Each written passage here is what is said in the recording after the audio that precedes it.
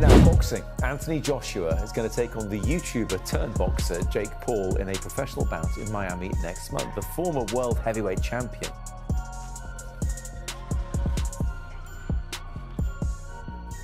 I stepped up. We both agreed terms, no complication, no egos involved, and we've got to fight together. I'm happy. It's an interesting fight for the public, for myself. That's why these opportunities I take with both hands, because they're great learning opportunities as well.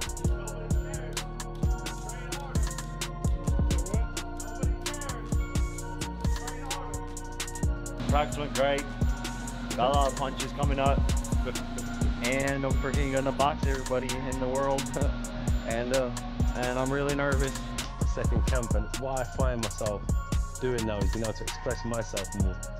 When I was with him, I understood now. He was like, I don't want you to do this, I don't want you to do that. This is exactly what I want you to do. And our goal was just to win the fight. Come back to world-class boxing gym as a winner. And I've done that, and now we're building once again. One thing though is hot, but only snowflakes will pay that. I got this little fan on. If it weren't for that, bro, I swear I'll be drenched. You can buy fucking aircon and bitch it out, or fucking open the door, get some fresh breeze, and you train through it, and you get stronger mentally. That's it.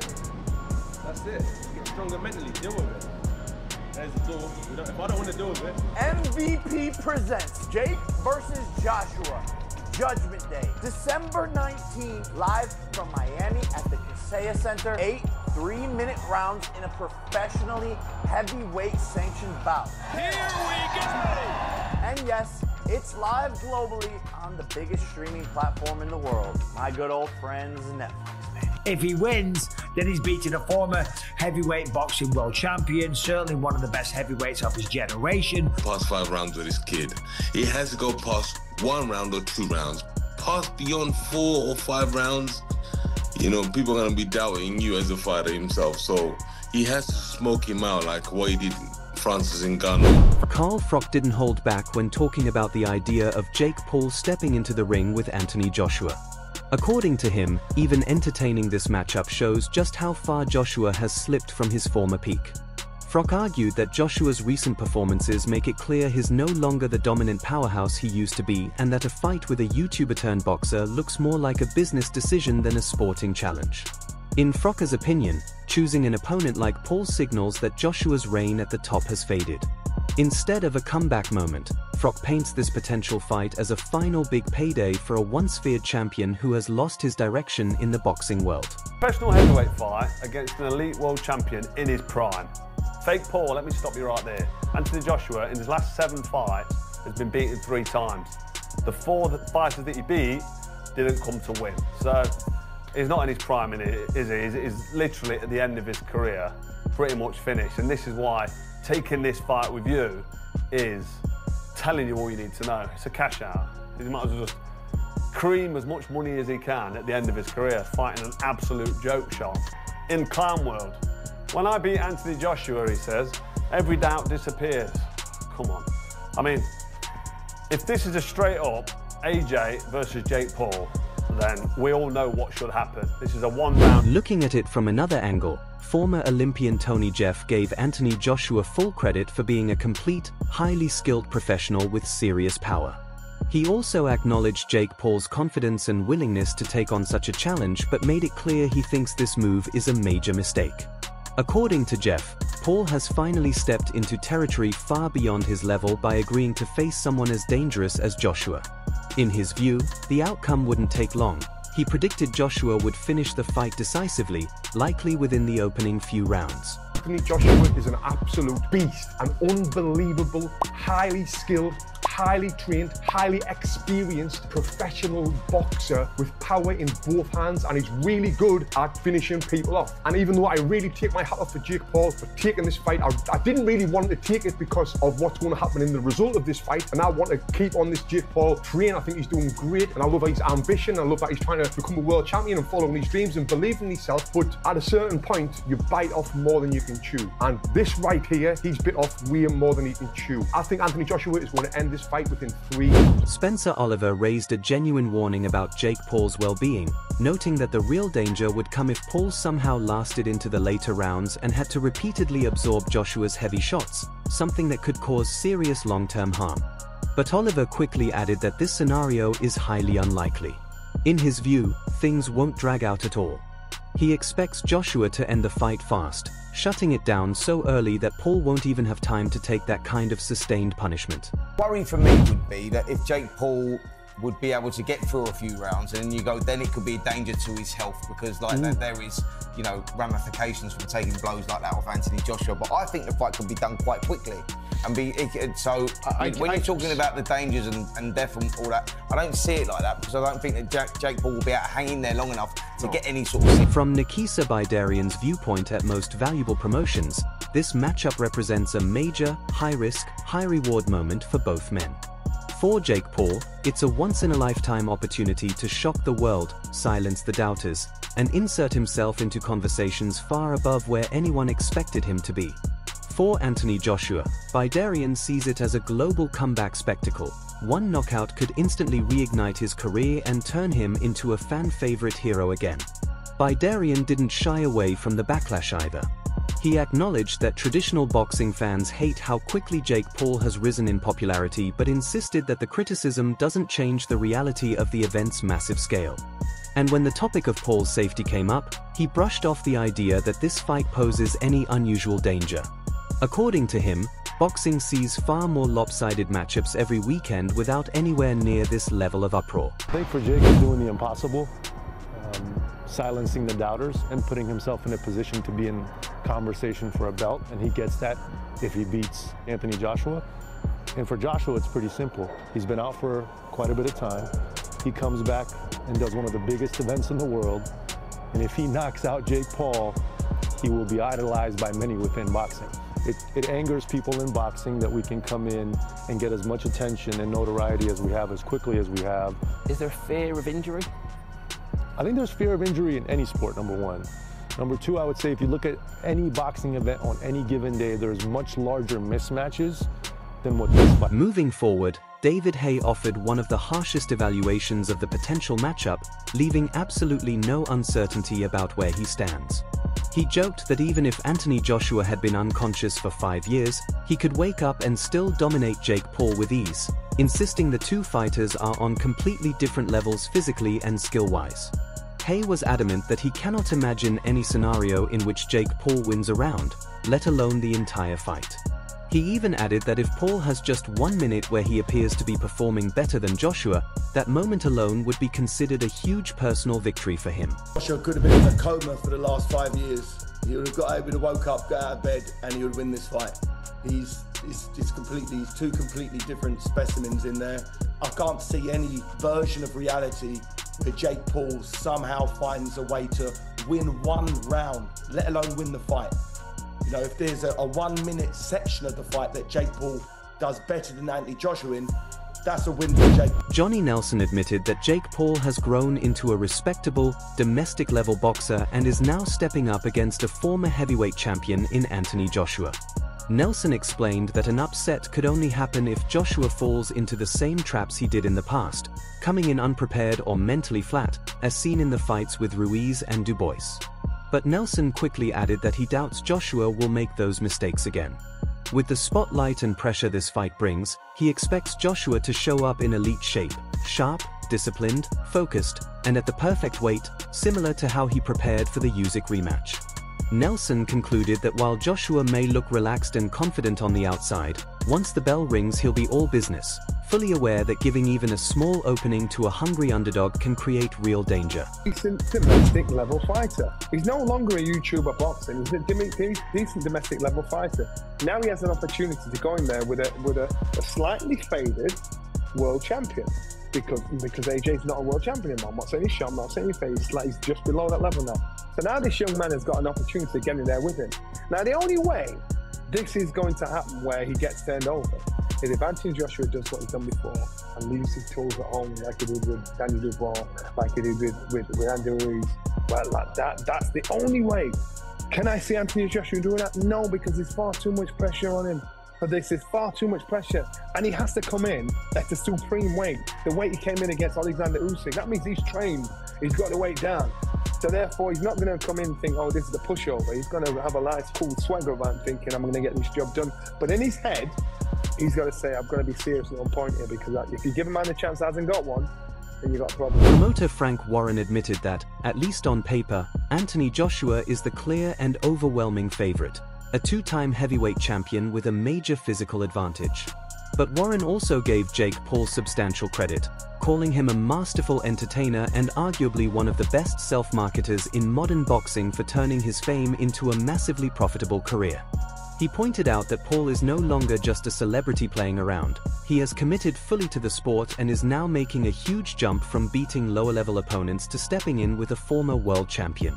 Despite being the obvious underdog, Warren emphasized that Paul's dedication makes this a genuine high-risk, high-reward scenario, one where Jake Paul truly has everything to gain.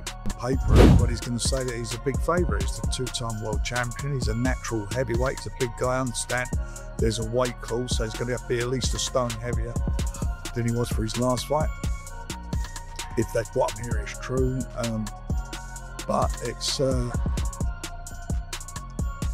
you know, for Jake, who's a brilliant promoter, he trains as a professional fighter. He's a licensed boxer now. Obviously, the early days, the level of opposition weren't so good, but then again, he's got no amateur experience. And now he's, people have said, when you're going to fight someone, well, Jesus, I mean, talk about going from one extreme to the other. He's really up there now, and he's fighting, as I say, a two-time world champion, natural weight, heavyweight. He's gonna have his hands full. He's gonna be a big underdog, big underdog. But you know what? People watch it. They think it's a goal. On the other hand, Benavidez Sr. agreed that Anthony Joshua's combination of size, experience, and technical ability is simply too much for Jake Paul to handle at this point in his career.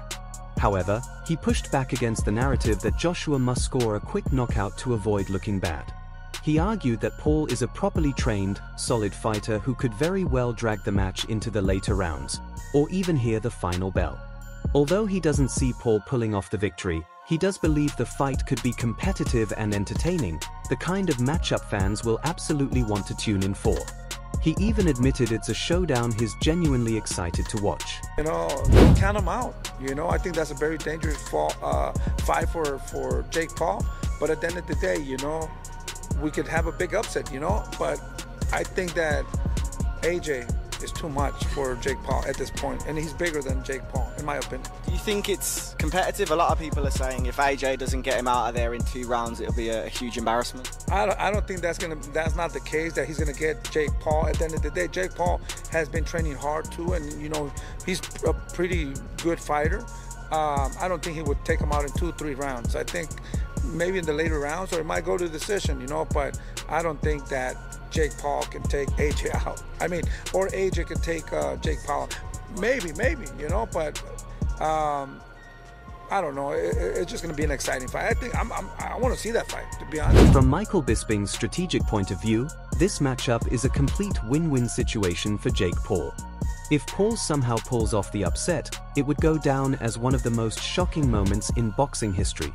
Beating a physically imposing, world-class heavyweight would instantly cement his legacy. But even if he loses, Bisping believes Paul still comes out ahead in the eyes of the public. Simply stepping into the ring with someone of Anthony Joshua's stature shows real courage and proves he's genuinely committed to the sport. By taking on a challenge this dangerous, Paul silences many of his critics and raises his credibility, even without getting his hand raised. It's a lose-lose. We'll start with Jake Paul first. The reason I say it's a win-win for Jake Paul is because, listen, if he wins, then he's beating a former heavyweight boxing world champion, certainly one of the best heavyweights of his generation, and of course, a man that is way bigger than Jake Paul. Of course, it's a win. And if he loses, it's still a win for Jake Paul because he had the balls, he was man enough, he was willing to test himself, he would prove everyone wrong, all his critics, like me, by the way. A devoted boxing fan made a case for a possible Jake Paul upset, noting that although Paul isn't the most polished boxer, his unconventional style and proven knockout power could pose a genuine threat. The fan highlighted the immense global expectations weighing on Anthony Joshua. If Paul manages to land his trademark overhand right, Joshua's composure and resilience could be tested. The fan emphasized that the key for Paul would be surviving the early rounds. If the fight stretches into the second or third round, the mounting psychological pressure on Joshua could shift momentum, giving the underdog a real chance to turn the fight in his favor. You think he can win, Jake Paul? I think it's a possibility. No one is backing Jake Paul currently. You've seen him in the ring, you can see that he's got some knockout power, and I also believe people don't look at Joshua's last few fights, and I don't think it's going to be as big of a landslide as people feel. I feel like there's an overhand right that could easily land, and I wouldn't predict that Joshua's chin can last that. The problem is that all of the pressure's on Joshua at the moment. So Jake Paul, if he gets knocked out in 12 seconds, he should get knocked out. The problem is, as soon as Joshua starts taking damage, all of a sudden he's thinking, the world is watching me, I'm a professional fighter, and I'm getting beat off a YouTuber. All of the pressure is on Joshua, and that's a lot that can weigh on a man. You can't deny that Jake Paul has power. I think it's one of his only attributes. I think he's a very poor boxer, but what he does have is a weird technique where you don't know what he's got power. How do we know he's got power? He's knocked people out. Joshua has all of the world looking at him thinking you should walk him over. If it gets 2 rounds, 3 rounds inside, I think Joshua loses. Charles Suanen dismissed any debate over exhibition rules, insisting that as long as both fighters are landing punches at full speed, the details don't matter to him. He looked at the matchup in the simplest possible terms and predicted it would be heavily one-sided. Meanwhile, Adol Lad framed the fight as a straightforward $100 million payday for Anthony Joshua, an offer too good for him to refuse, and suggested it could be over in a single round. Olad Depot added perspective from a British boxing standpoint, noting that under their standards, Paul wouldn't even qualify as a regional cruiserweight champion. Joshua, on the other hand, remains a top 10 world heavyweight, enjoying a 60-pound size advantage, greater power, and superior skill. See the fight being one-sided, and people keep saying, well, slow down, wait till you hear what all of the rules under exhibition clause mean. As long as they're throwing punches at one another, full speed, I don't need to know what the rest of those bylaws say to tell you it's likely a one-sided beating. Olad Depot views this matchup as completely one-sided, predicting that Joshua should dominate Paul without much trouble. Wade, in a brutally candid assessment, didn't hold back either, calling the fight potentially the worst decision of Paul's career. He pointed out the massive physical mismatch. Paul is naturally a cruiserweight, while Joshua is a fully developed, elite heavyweight. Wade also stressed Joshua's 6-inch reach advantage, describing the fight as nonsensical and frightening for Paul. Meanwhile, Derek Chisora framed the bout as a high-stakes test of Joshua's supremacy, noting that anything less than a quick, decisive win would be considered a disappointment. I get it, right? If someone knocks on your door and says, do you want to fight Jake Paul for 100 million? You're like, you'd be stupid to say no. No, I don't want that 100 million for what would be and will be and should be easy work for AJ. Like, well, why are you going to turn down 100 million? AJ should and could, more should, knock out Jake Paul in a round. Like, if Jake Paul was over here fighting under our British Boxing Board of Control, I don't think it would be a Southern Area Cruiserweight champion. AJ is a former unified heavyweight champion of the world that I still believe is a top 10 heavyweight in the world. Just like AJ should be able to destroy him. AJ is going to be 60 pounds or so bigger than him. AJ hits like a truck. AJ is a better boxer. Like, this is a no contest from the beginning. He believes that if this fight goes past the opening rounds, doubts about Joshua's elite status could start to surface. Letting Jake Paul, a YouTuber, last against him would be a serious hit to his reputation. For that reason, the only acceptable scenario is for Joshua to dominate immediately, just as he did against Francis Ngannou, effectively neutralizing Paul in the first round. In other words, Joshua isn't simply expected to win, he's expected to completely assert his superiority to protect his legacy. The moment fans have been waiting for is approaching. Both fighters have officially begun their intense training camps. Joshua is a picture of focused power, refining the devastating skills that once made him a world champion. Meanwhile, Paul is pushing himself through a grueling preparation regimen, determined to prove the doubters wrong with hard work and discipline. If you enjoyed this breakdown of one of boxing's most talked about potential matchups, be sure to like the video and subscribe for more in-depth fight analysis and expert boxing insights. The debate isn't over yet, we want to hear from you. Who do you think will come out on top in this colossal showdown?